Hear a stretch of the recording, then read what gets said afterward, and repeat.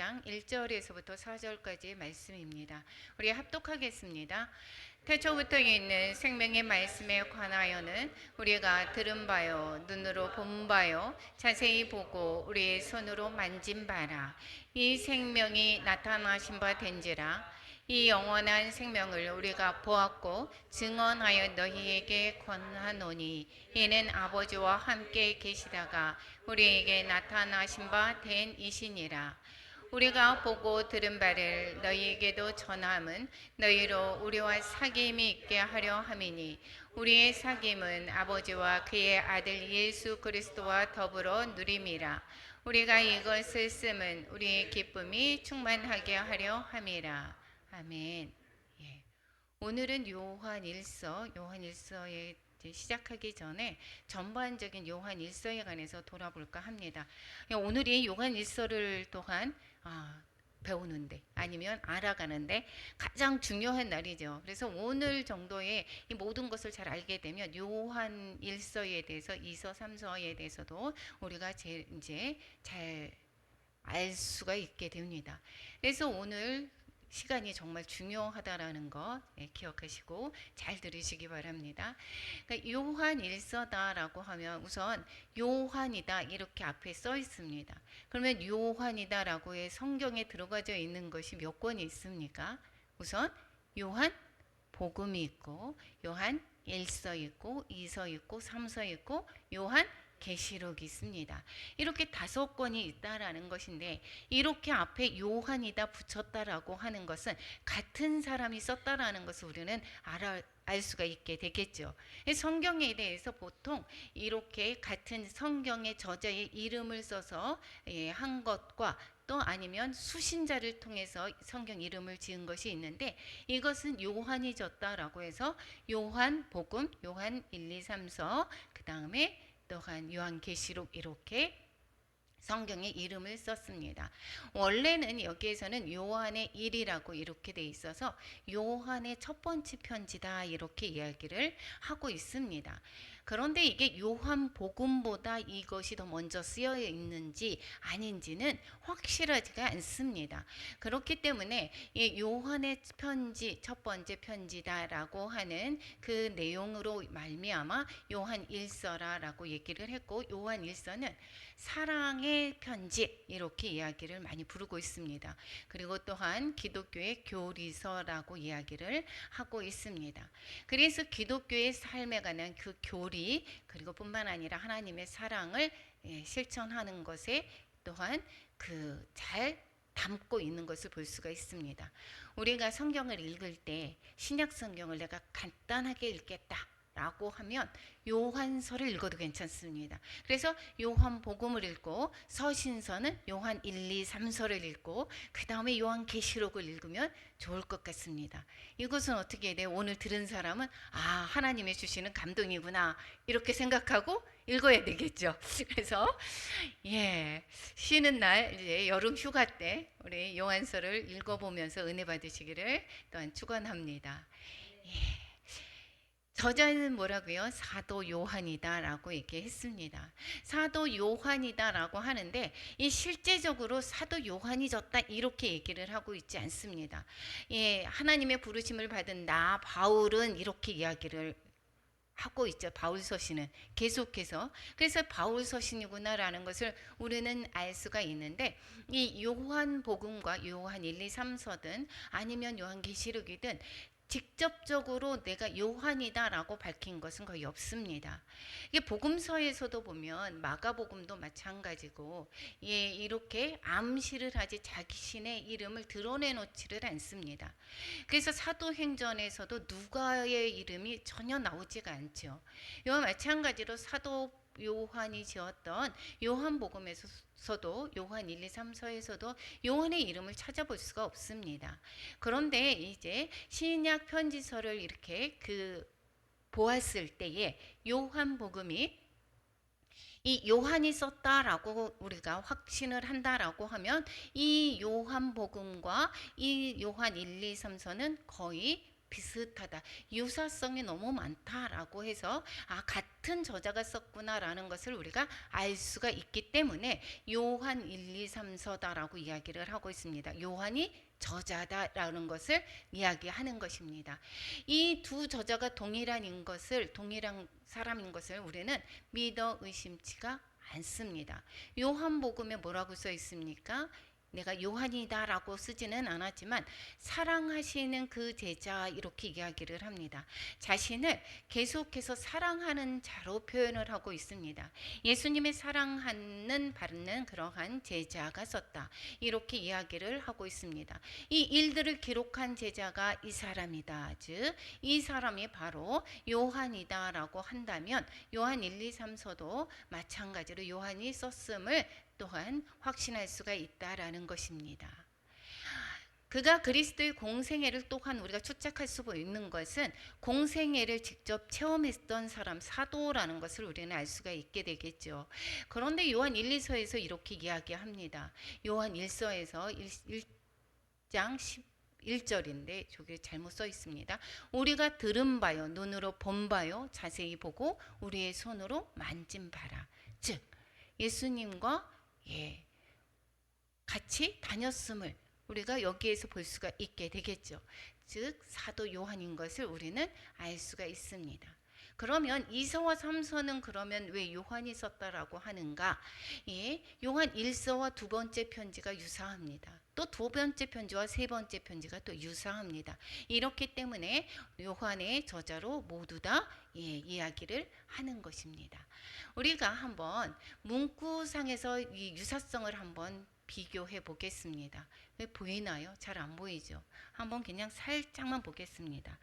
우리의 기쁨이 충만하게 하려 합니다. 이게 요한 1서에서 이렇게 있습니다. 그런데 너희의 기쁨이 충만하리라, 요한복음에서 있습니다. 우리에게 대언자가 있으니 이렇게 돼 있을 때 요한복음에서는 또 다른 보혜사를 너희에게 주사, 이렇게 이야기를 하고 있습니다. 그런데 이러한 유사의 구절이 얼마나 많다고요? 이렇게 많습니다. 이렇게 많습니다. 여기에서 봤을 때 참빛이 있어 비침이라 이렇게 얘기했으면 요한복음에서는 참빛 곧 세상에 와서 각 사람에게 비추는 빛이 있었나니, 이런 식으로 많은 그 구절들이 요한복음과 요한 1서가 같다라는 것을 볼 수가 있습니다. 또한 둘 다 어떻게 시작을 하느냐? 서로 무가 없이 태초에 말씀이 계시니라, 이렇게 요한복음이 시작하죠. 이와 마찬가지로 요한 1서도 어떻게 하냐? 태초부터 있는 생명의 말씀으로 이렇게 이야기를 하고 있습니다. 이것은 어떻다? 같은 저자가 썼구나라는 것을 짐작할 수 있겠죠. 뿐만 아니라 문체, 어휘, 어순, 전치사의 사용, 문법적인 구조, 또한 반대 개념, 즉 빛과 어둠, 또 사망과 생명, 또 미움과 사랑, 이렇게 대조되는 그러한 단어를 사용함으로 말미암아 강조하는 것을 우리는 볼 수 있습니다. 이러한 모든 것들이 요한복음과 유사할 뿐만 아니라 요한의 저자가 바로 요한 1서의 저자가 되겠구나라는 것을 우리는 알 수가 있다라는 것입니다. 그리고 또한 요한의 생애를 한번 잠시 살펴볼까 합니다. 요한은 누구라 그랬습니까? 요한의 성경의 요한은 마가도 요한입니다. 여기에서 말하는 요한은 사도 요한이죠. 즉 예수님의 이종사촌입니다. 이종사촌이고 또 어부였다라고 얘기를 하고 있죠. 그리고 예수님께서 가장 핵심적인 제자들 중에 한 사람인 것입니다. 이것이 누구였습니까? 사도 요한, 야고보, 베드로, 이렇게 세 명이 그 핵심적인 제자들이었었죠. 그 중에 한 사람이고 예수님께서 계속해서 사랑하시던 제자다, 이렇게 표현을 계속하고 있습니다. 이것이 바로 요한을 일컫는 말이었습니다. 사도 요한의 생애는 두 시기로 나눌 수가 있습니다. 전반기는 이제 그리스도의 승천 이후 예루살렘은 떠나기 전, 이제 떠나기 전까지의 그 전반기 삶을 이야기한다라고 하면 이제 이 예루살렘을 떠나면서 이때서부터 임종까지가 이 후반기의 삶으로 볼 수가 있습니다. 사도 요한은 살로메의 아들입니다. 그러니까 살로메와 예수님의 어머니가 자매끼였다라는 거였죠. 그 다음에 아버지는 세베대였고 요한은 매우 부유한 집안에서 태어났다라는 것을 우리는 성경을 보면서 유추할 수가 있습니다. 그 아버지 세베대를 품꾼들과 함께 배에 버려두고 배도 있었고 품꾼들도 있었다라는 것으로 보았을 때 이 사도 요한은 가정이 부유했던 것을 볼 수가 있게 되겠습니다. 뿐만 아니라 그의 어머니 또한 그리스도를 재정적으로 많이 지원했던 것을 우리는 알 수가 있습니다. 예수님이 그 십자가에 못 박힐 때까지도 여기에서 계속 예루살렘에까지도 와서 섬겼던 분이 바로 이 살로메입니다. 여기에서 이 마가복음에서 보면 야고보와 요새의 어머니 마리아와 또 살로메가 있었으니 이렇게 이야기하고 있습니다. 여자들이 있었는데 이렇게 이야기를 하고 있습니다. 여기 예수님이 예루살렘에 왔을 때까지도 그들이 쫓아와서 섬겼고 예수님의 그 행적을 뒤쫓았던 사람 중에 이 살로메가 있었던 것을 기억할 것입니다. 뿐만 아니라 이분들은 갈릴리에서 계실 때에 따르고 섬겼을 뿐만 아니라 예수와 함께 예루살렘에 온 여자들 중에 있었다, 이렇게 볼 수가 있습니다. 그러니까 이 살로메뿐만 아니라 야고보도 또한 예수님의 제자가 됐었죠. 또한 요한도 그렇죠. 그의 가족 모두가 거의 보면 예수님의 그 생애에 그 공생의 시절에 많은 또한 헌신을 했던 것을 우리가 알 수가 있게 되겠죠. 뿐만 아니라 여기 사도 요한이 잘 살았다라고 하는 것을 추측해 보는 것은 대제사장을 알고 있었다라고 이야기를 하고 있습니다. 그래서 상류계층의 선택 된다는 것을 미뤄서 요한이 너무도 잘 살았고 그 가정이 잘 살았다는 것을 유추해 볼 수가 또한 있다라고 하는 것입니다. 그리고 형은 야고보였다라는 거 기억하실 것입니다. 여기에서 시몬 베드로와 다른 제자 한 사람이 예수를 따를 때에 이 제자는 대제사장과 아는 사람이라 이렇게 하는 요한복음의 내용을 보고 이 제자가 바로 요한인 것을 알 때 요한은 대제사장과 상류층과 잘 알 수 있는 그러한 위치에 있다라는 것을 볼 수가 있습니다. 또한 뿐만 아니라 이 상류층에 있음에도 불구하고 요한은 랍비 학교에 다니지 않았던 것을 우리는 알 수가 있습니다. 여기에서 사도행전에서 보면 베드로와 요한이 담대에게 말씀을 할 때에 그들을 본래 학문 없는 범인으로 알았다, 이렇게 얘기합니다. 즉 학문 없는 범인으로 알았다라고 하는 것은 많이 배우지 않았던 사람이었다라는 것을 우리는 알 수가 있겠죠. 그런데 이 가정에서 받은 종교 교육이 또한 철저했던 것을 볼 수가 있게 되겠습니다. 여기에서 사도 바울은 랍비 학교에서 정말 최고의 학부를 다녔었던 사람이었죠. 이거에 비해서 이 사도 베드로라든가 이 야고보라든가 요한이라든가 이러한 사람들은 특별하게 랍비 학교를 다니지 않았던 그러한 사람임에도 불구하고 예수님을 통해서 또한 그 제자 교육을 받은 뒤에 베드로가 설교하고 베드로와 야고보가 설교할 때에 하루에 3,000명 5,000명이 또한 주께로 돌아오는 그런 놀라운 역사가 있는 것을 보면서 우리 또한 나는 배운 게 없어 라고 주저앉을 필요가 없게 되겠죠. 쓰는 것은 누가 씁니까? 하나님께서 사용하신다라는 것입니다. 그래서 저는 못합니다, 이것이 아니라 내가 너를 사용하겠다. 그래서 우리는 도구로 하나님께 드려지기만 하면 되는 것입니다. 그런데 요한이 오순절 이후에 예루살렘에 머물렀었던 기간은 확실하지가 않습니다. 이 사도 바울이 그 오순절날 사도 바울과 120명의 문도들이 또한 성령 충만을 받았죠. 그 복음을 전했습니다. 예루살렘에서 사도들이 복음을 전했습니다. 그런데 언제까지 예루살렘에 있었는지는 확실하게는 정해져 이렇게 기록에 남아 있지는 않습니다. 그런데 이 사도 바울이 예루살렘을 처음 방문했을 때 그곳에 없었던 것으로 우리는 추측해 볼 수가 있는 것이, 사도 바울이 예루살렘에 갔는데 게바를 방문했습니다. 근데 야고보 형제 외에 다른 사람을 만나지를 못했다, 이렇게 이야기를 하고 있습니다. 그래서 그때 당시에는 없었겠구나 라고 추측해 볼 수가 있고, 또한 이 갈라디아 그 지방을 복음을 전하고 나서, 그리고 예루살렘 공회에 예루살렘을 공회가 있을 때에 방문했을 때에, 그때에는 사도 요한이 있었던 것으로 우리는 추측해 볼 수가 있습니다. 예루살렘 공회의 자격으로 그곳에 있었던 것 같다라고 볼 수가 있습니다. 그때 예루살렘의 공회에 있었던 사람들이 보면 야고보뿐만 아니라 사도들과 장로들과 또한 교회들과 이러한 사람들의 영접을 받았다라고 이야기를 하고 있습니다. 그리고 뿐만 아니라 이제 그 생애의 후반기에는 소아시아, 즉 그 중에서도 에베소에서 보냈다라고 하는 증거가 너무도 많습니다. 이것은 이 많은 교부들에 의해서 그것이 증거되어 있고, 또한 요 계시록을 통해서도 우리가 암시하는 것을 볼 수가 있습니다.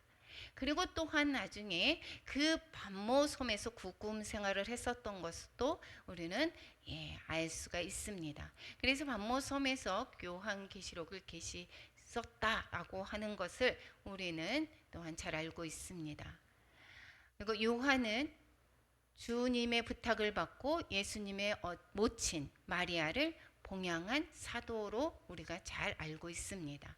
그래서 요한복음에서 보면 그 제자에게 이르시되 보라 내 어머니라 하신대 그때부터 그 제자가 자기 집에 모시니라, 이렇게 이야기합니다. 그래서 이 예수님의 어머니 모친은 마리아는 예배소에서 거기에서 노후를 또한 지냈던 것을 우리는 알 수가 있습니다. 요한은 사랑의 사도라고 불려지고 있습니다. 그 계속해서 본인의 사랑을 받았던 것뿐만 아니라 여기에서 계속 사랑을 잘 또한 증거하고 있고, 계속해서 사랑에 관해서 강조하는 것을 볼 수가 있습니다. 그래서 사랑의 사도로 잘 알려져 있고, 말년까지 이단을 결코 용납하지 않았던 엄격한, 그 우리가 볼 때에 까칠하다 아니면 엄격하다 이러한 성향의 사람인 것을 우리는 모든 문장을 통해서 볼 수가 있게 되겠습니다. 요한의 성격이 양면성이 있습니다. 그래서 엄격함과 또한 즉 강직함이라고 하는 것과, 또한 한 부분에서는 또한 사랑의 그러한 그 성품, 이것을 잘 볼 수가 있는 것입니다. 그리고 또한 요한은 열정적인 사도였다라는 것을 우리는 알 수가 있습니다. 여기에서 볼 때에, 말을 할 때에 그 모든 활동이나 형제 사랑이나 이단 논박이라든가 이런 것에 있어서 정말 열정적인 그러한 언변을 한 것으로 보았을 때에 열정적인 사도인 것을 우리는 알 수가 있게 되겠습니다. 또한 우리가 전체적으로 한번 보겠습니다. 쭉 이 지도가 잘 보이지 않을 것입니다. 근데 한번 살펴보겠습니다. 여러분에서 보는 편에 왼쪽에 쫙 1번이라고 되어 있습니다. 1번. 1번에 보면 예루살렘에 있습니다. 예루살렘에서 처음에 복음을 전하게 되었었죠. 예루살렘에서 복음을 전하다가 아마 AD 70년에 예루살렘 성전이 파괴되고 이러면서 아시아로 건너갔을 것으로 보고 있습니다. 많은 사람들이 거기에서 아시아의 여러 지방에서 감독을 맡았던 것을 우리는 추측해 볼 수가 있습니다. 그래서 이번에 쭉 에베소 쪽으로 왔겠죠. 그리고 나서 볼 때에 3번으로 쭉 가서 보면 도미티아누스 황제 때에 여기에서 구금이 됩니다. 그 그 구금이 될 뿐만 아니라 도미티아누스 황제 앞에 이제 서게 됩니다. 거기에서 이제 그 끓는 가마 속에 이제 집어넣게 되고, 끓는 가마 속에서 넣게 됐을 때에 집어넣은 사람이 다시 나오게 했다라는 것이고, 거기에 넣었었는데도 불구하고 죽지 않았다라고 이야기하는 전승이 있습니다. 그리고 나서 도미티아누스가 다시 이제 그 사도 요한을 그 반모섬에다가 감금을 하게 됩니다. 그래서 이 반모섬에서 쭉 해서 볼 때에 4번 쭉 있죠. 에베소 꼭 가까운 곳에 반모섬이 있습니다. 그래서 반모섬에 감금이 되어서 거기에서 요한 계시록을 기록한 것을 우리는 알 수가 있습니다. 그리고 이 도미티아누스는 정말 자신을 주 황제라고 하고 자신을 섬기지 않는 사람들을 과감하게 죽이고, 정말 기독교를 믿는다라고 하면 많은 핍박을 받았던 그러한 시기였습니다. 그럼에도 불구하고 이제 많은 기독교인들이 죽어가고 이 사도 요한을 죽일 수가 없어서 반모섬에 거기에다가 가뒀다가 이 도미티아누스는 거기에서 또한 친척들에 의해서 또한 살해당하고, 그리고 네르바 황제가 또한 올라갔을 때에 그랬을 때에 석방이 되어서 또 다시 에베소로 갔다라고 하는 그런 기록이 있습니다. 그래서 거기에서 이제 그러니까 도미티아누스의 황제에 대해서 거기에서 숙이 되었기 전에, 그 앞에 거기에서 또 끓는 가마에 들어가기 전에 거기에 약간 그때 경우에 요한 일서를 쓰지 않았는가라는 추측도 있고, 아니면 그 후에 썼다라고 하는 여러 논란이 있습니다. 그런데 여기에 요한 일서에서 보면 이 외적인 도미티아누스에 대한 핍박이라고 하는 그러한 내용이 담고 있지 않은 것으로 보았을 때에 그때의 바로 전이었지 않았을까 많은 사람들이 생각을 하고 있습니다. 여기에서 이 배경을 한번 살펴보게 된다면 여기에서 저자뿐만이 아닙니다. 그리고 수신인이 누구인지, 기록된 장소가 어딘지, 기록된 시기에 관해서도 특별한 언급이 없습니다. 그렇기 때문에 이 내용을 통해서 여기에서 우리가 추정해 볼 수밖에 없습니다. 그런데 우리가 이 내용을 해서 보았을 때에 알 수 있는 것은 거기 내용에서 영지주의라고 하는 그러한 초기의 영지주의가 태동하고 있었던 것을 우리는 알 수가 있습니다. 여기에서 이 에비온파는 예수님의 신성을 부인하는 것입니다. 그런데 그때의 이단은 유행했던 또 다른 이단은 에비온파였는데, 그 반대로 영지주의자들은 예수님의 인성, 몸으로 성육신하는 것을 부인하는 것이 바로 이 시대에 또한 그 이단의 그러한 사고였습니다. 따라서 사도 요한은 어떻게 하느냐, 이것이 잘못되었다, 이렇게 그리스도론을 그래서 이야기를 하고 있습니다. 이 신성으로만이 아니라 인성, 성육신한 것을 이야기를 하고 있고, 그의 보혈의 피로 말미암아 우리가 구원받았음을 이야기하는 기독론을 여기에서 이야기하고 있는 것입니다. 그래서 그러한 이단 사상이 잘못된 것을 밝혀낼 필요가 있었던 것이었고, 도미티아누스의 그러한 핍박이 있었지만 그것은 구체적으로 여기에서 나타나지 않은 것으로 보아서 예수님이 이제 이 사도 요한이 거기에 핍박받기 전에 그러한 쓰지 않았나 하는 그러한 추측도 해보고 있습니다. 4절에 이에서 보면 한번 같이 읽어보겠습니다. 이로써 너희가 하나님의 영을 알지니 곧 예수 그리스도께서 육체로 오신 것을 시인하는 영마다 하나님께 속한 것이요. 여기에서 보니까 뭐라고 했습니까? 육체로 오신 것을 시인한다. 여러분은 예수님께서 육체로 오신 것을 시인하십니까? 예, 그런 게 하나님께 속했다라고 얘기하는 것이고, 예수님께서 육체로 오신 것이 아니야라고 하는 것을 그들은 어떻게 됐다고 하는 것입니까? 그러면 하나님께 속하지 않은 것이다, 이단이다라는 것을 알라라고 하는 것입니다.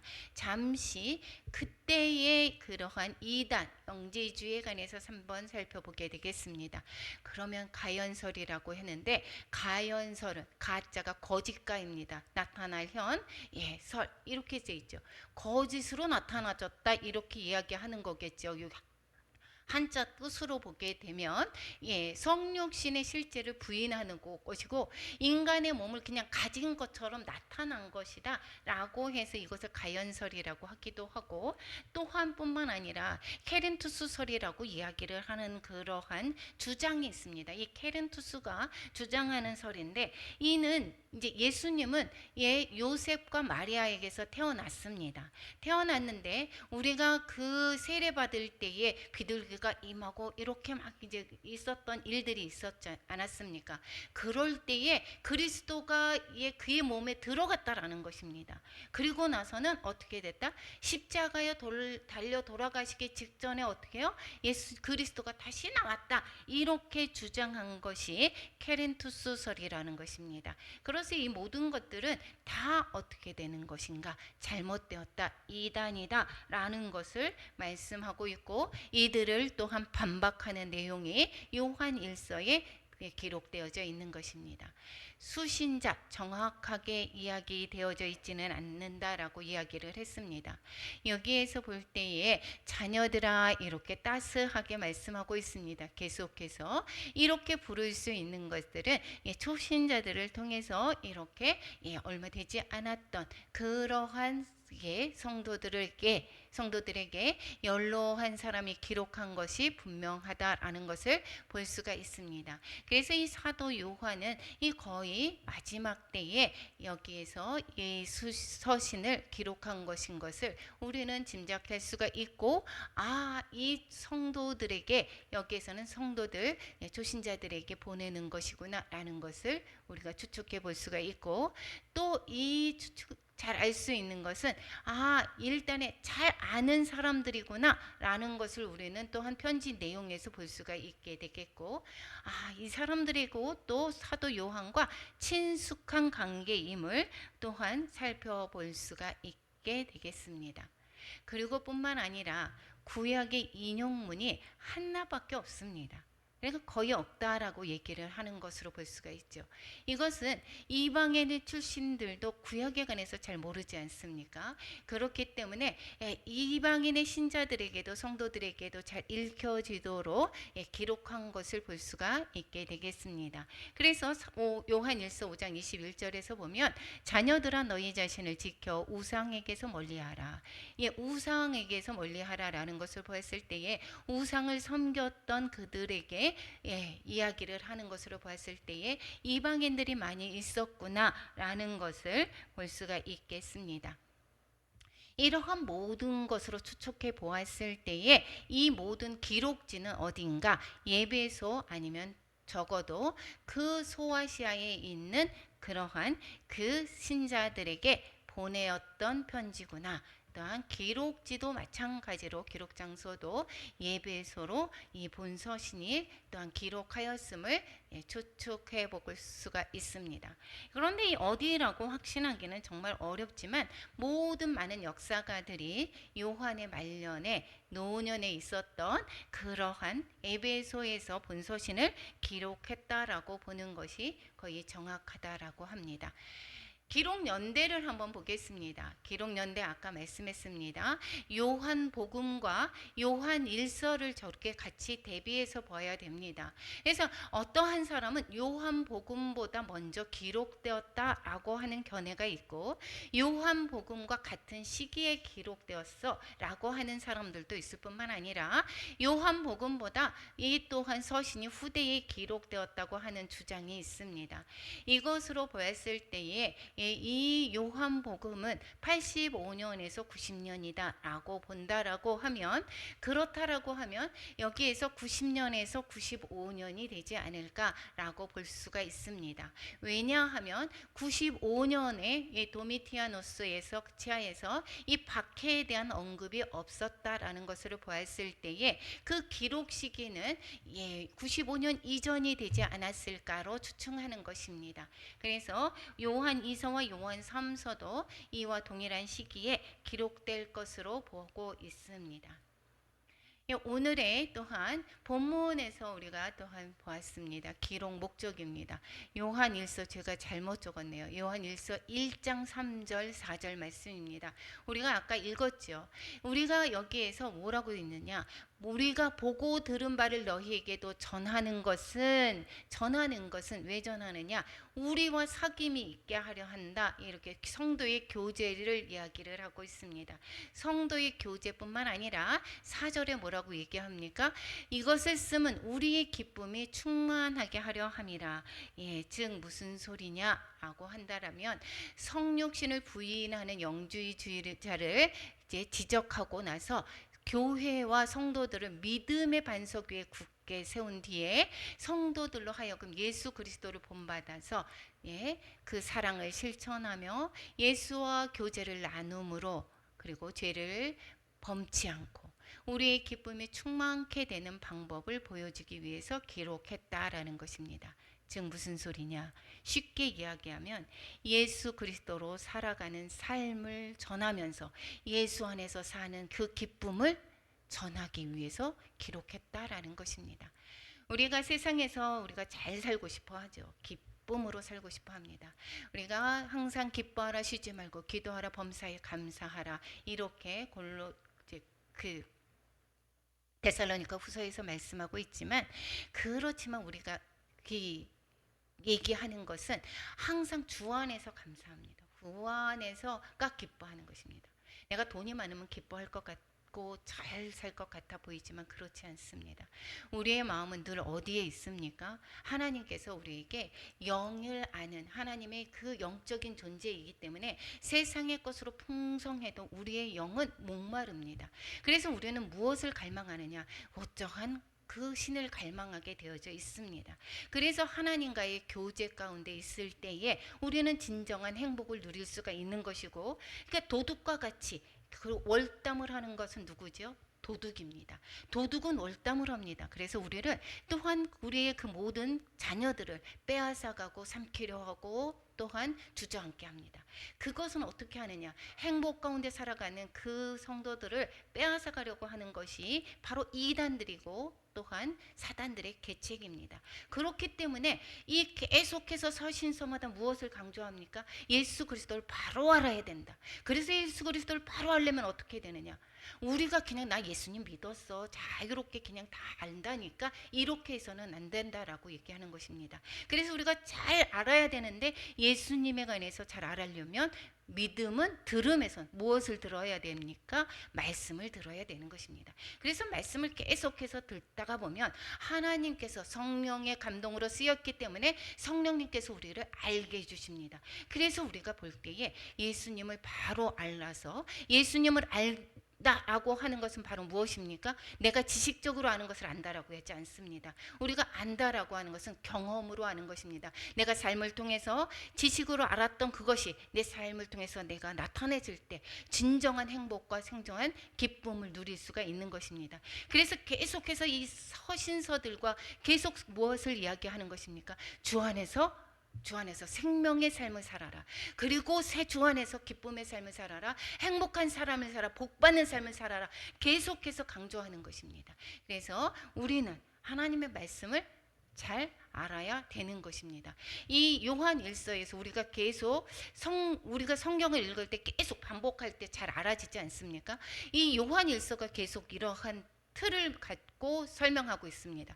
반복입니다. 빛과 진리, 믿음, 사랑이라는 단어들을 계속해서 강조하고 있고 단순하게 얘기를 하고 있습니다. 문장이 길지가 않습니다. 그래서 헬라어를 공부하는 사람이 제일 먼저 공부한다는 것이 바로 요한 1서부터 공부를 한다라고 합니다. 왜냐하면 문장이 짧기 때문에 계속해서 간단하게 계속해서 하나님의 빛과 진리와 믿음, 사랑 이러한 것을 강조해서 이야기를 하고 있고 솔직하고 엄격한 단어를 사용하고 있습니다. 그리고 뿐만 아니라 죄와 의와 죄 이러한 중간지대가 없습니다. 빛과 어둠 그 가운데가 없습니다. 우리는 어정쩡하게 이것도 아니고 저것도 아닌 그 중간지대가 없다라는 것입니다. 확실함을 택하고 있는 것을 볼 수가 있습니다. 그리고 뿐만 아니라 구약 성경에 인용이 없었다라고 말씀을 드렸습니다. 그리고 기독론에 관해서 말씀하고 있는데 이것은 기독론은 무엇이냐면 여기에서 만약에 신천지가 얘기를 했을 때 그 신천지가 성령이래요. 이야기에서 예수님이 제일 성령님이 오셨대. 그게 아니다라고 하는 것은 어떻게 해요? 성부, 성자, 성령님에 관해서 우리가 자세히 잘 안다라고 하는 것, 가르쳐주는 것, 기독론이라고 하는 것은 이 영주주의들이 이 성육신한 것을 반대했기 때문에 예수님이 성육신으로 오셨음을 강조를 하고 예수 그리스도의 보혈로 말미암아 우리가 죄사함 받게 됐다라고 하는 그러한 기독론에 관해서 말씀하고 있습니다. 그런데 또 부활에 관해서는 언급이 없는 것을 볼 수가 있습니다. 오직 예수 그리스도를 우리의 생명으로 묘사하고 있습니다. 예수 그리스도만이 생명이다라는 것입니다. 그리고 사랑에 대한 강조를 했던 사랑의 사도인 것을 볼 수가 있습니다. 우리가 볼 때에 이렇게 쭉 한번 보면서 여기에서 뭐 얘기했습니까? 1장부터 5장까지 있는데 아까 기록 목적에서 뭐가 썼다고 했습니까? 교제 얘기했었고 또 기쁨을 나눈다라고 이야기를 했습니다. 이와 마찬가지로 1장에서도 교제 이야기 나오고 하나님과의 교제 나오고 하나님과의 교제에서 그치는 것이 아닙니다. 하나님과의 교제에 있는 사람은 또한 이웃과의 교제, 사랑의 교제로 실천을 해야 될 것을 권면하는 것이 바로 3장의 내용이고 4장에서는 적그리스도의 영을 분별하라라고 하는 것이고 또한 뿐만 아니라 5장에서는 불신앙을 경계하고 믿음에 굳게 선 것을 당부하는 것이 바로 전체적인 내용입니다. 그러니까 요한 1서가 오늘 한 번에 다 끝난 것이나 마찬가지입니다. 요한 1서가 처음부터 다시 들어갈 것이지만 이 요한에 관해서 우리가 다시 한번 돌아보는 계기가 된 줄로 믿습니다. 우리 이제 다음부터는 요한 1장서부터 차례대로 하고 이제 찬양하고 우리 이제는 오늘은 기도로 들어가겠습니다. 찬양은